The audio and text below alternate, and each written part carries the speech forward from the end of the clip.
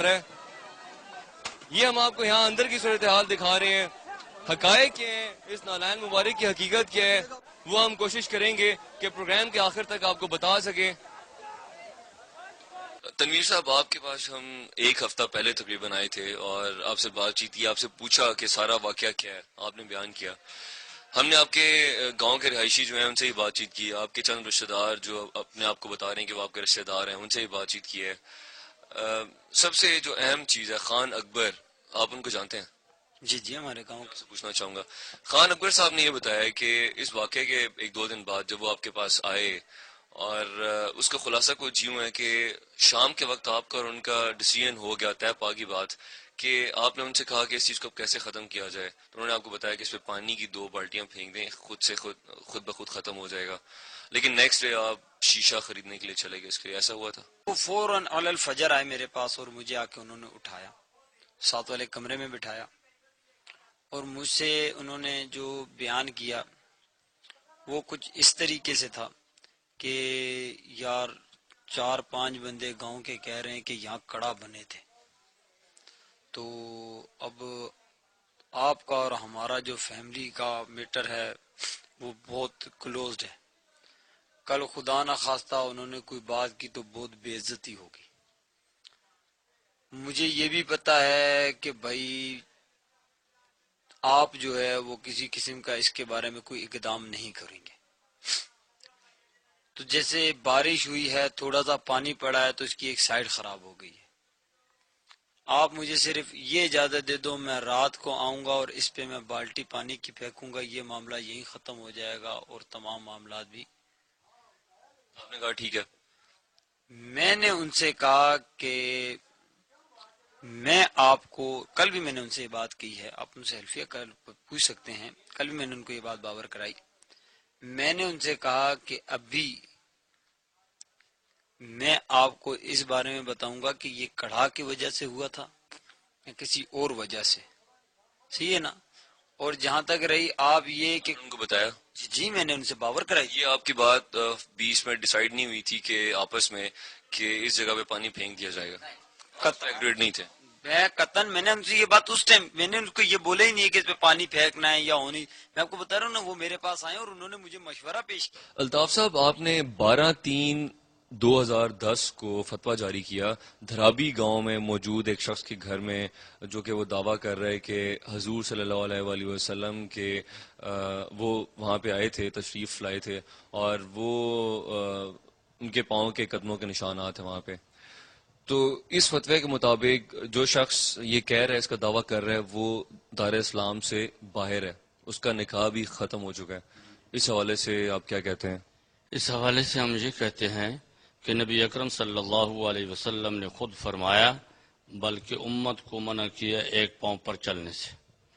اور آپ صلی اللہ علیہ وسلم کے بارے میں یوں کہنا کہ وہ ایک قدم انہوں نے لگایا, یہ توہین رسالت ہے. ایک بات. دوسری بات یہ ہے کہ ہم نے اینچی ٹیپ سے, فیتے سے اس کی پیمائش کی, تو اس کی پیمائش قدم کی 6 فٹ لمبائی, 2.5 فٹ تقریباً چوڑائی, جو کہ میرے فتوے میں موجود ہے, لکھی ہوئی ہے.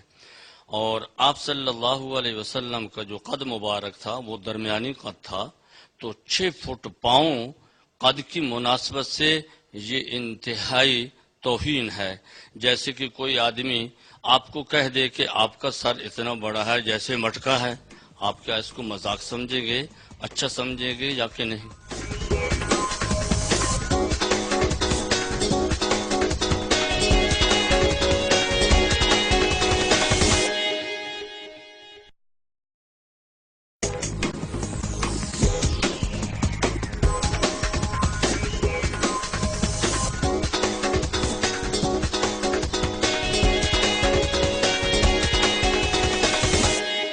لمبائی ہے وہاں در حقیقت اختر ایک آدمی نامی تھا جس کی شادی ہوئی. اس کی شادی کے موقع پر وہاں دیگ پکائی گئی حلوے کی, اور اس دیگ کے لیے جو ہے چولہا نکالا گیا, اور وہ چولہا حلوہ پکانے کے بعد اس کو برابر کر دیا.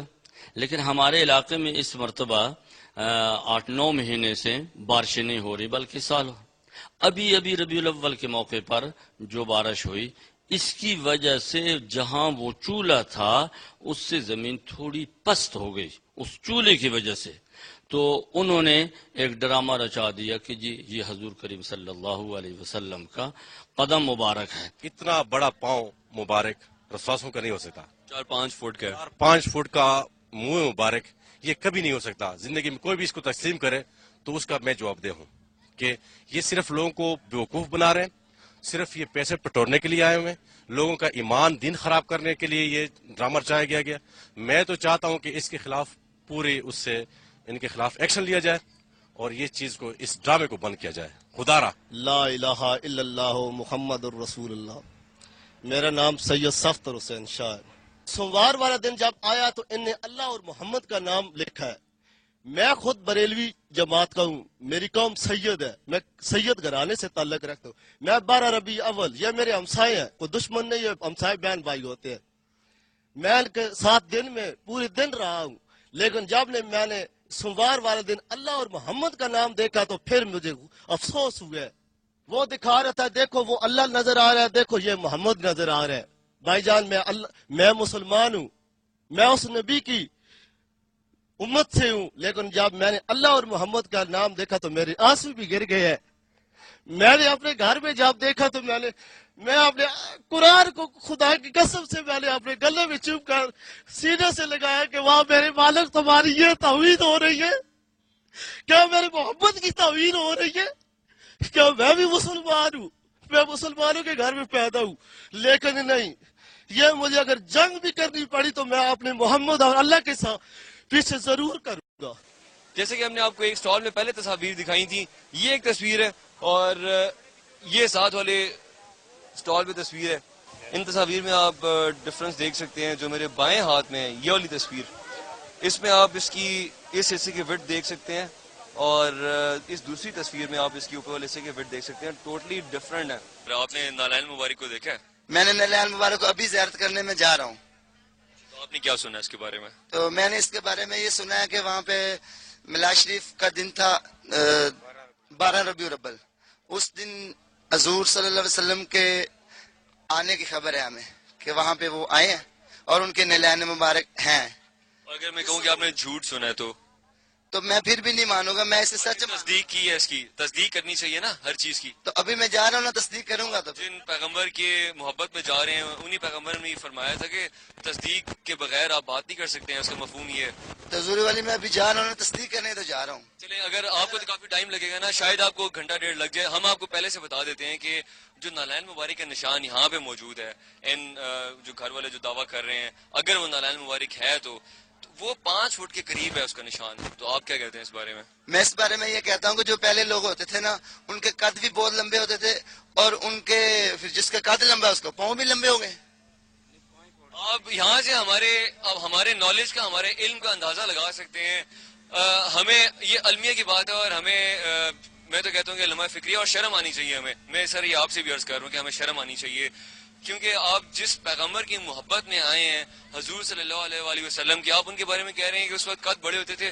حضور صلی اللہ علیہ وآلہ وسلم کی آپ کے نالج کے لیے عرض ہے کہ قد ایوریج تھا. جتنے بھی افراد یہاں پہ آ رہے ہیں, میجورٹی بلکہ میں کہوں گا تقریباً ساری, وہ یہ کانسیپٹ لے کے آ رہے ہیں اور یہ سٹوری سن کے آ رہے ہیں کہ آپ جس مسلک سے تعلق رکھتے ہیں, آپ کے آس پاس پڑوس میں اور اس علاقے میں زیادہ تر آپ کے مسلک سے تعلق رکھنے والے افراد بہت کم ہیں. تو انہوں نے آپ کی بہت مخالفت کی تھی میلاد کرانے کے سلسلے میں, اور کچھ بکری تھی آپ کے گھر میں وہ بیچی گئی. اب غربت کی وجہ سے آپ نے دعوت دی لوگوں کو میلاد پہ, لوگ نہیں آئے, اور اس کے بعد پھر یہ نشان جو تھا ویزا ہوا. اس کے پس پردہ یہ جتنی بھی آپ نے بیان کیا یہ سب ایک قیاس آرائیاں ہیں, اس سے حقیقت سے کوئی تعلق نہیں. کی مقامی مسجد میں موجود ہیں اور یہاں کے مقامی افراد بھی ہمارے ساتھ, امام مسجد بھی ہیں. ان سے ہم لوگ بات چیت کرتے ہیں کہ جو شخص جس چیز کا دعویٰ کر رہا ہے اس کے بارے میں ان کی رائے کیا ہے. یہ بتائیے کہ جو کہا جا رہا ہے کہ یہاں پہ وہ شخص کسی اور مسلک سے تعلق رکھتا ہے, اس کے آس پاس پڑوس میں جتنے افراد رہتے ہیں وہ کسی اور مسلک سے تعلق ہے ان کا, اور انہوں نے اس شخص کو روکا تھا کہ ربیع الاول پہ ختم نہ کراؤ. ایسا ہوا ہے؟ ایسا نہیں ہوا, ایسا نہیں ہوا. اس کے گھر میں کوئی جو ہے کسی قسم کی میلاد اس وقت نہیں تھی. یہ گھر پہ موجود ہی نہیں ہے. یہ خود دعوے دار ہے کہ میں میر عالم شاہ دربار جو کہ درابی سے 4 کلومیٹر دور ہے وہاں موجود تھا. تو اس کی جو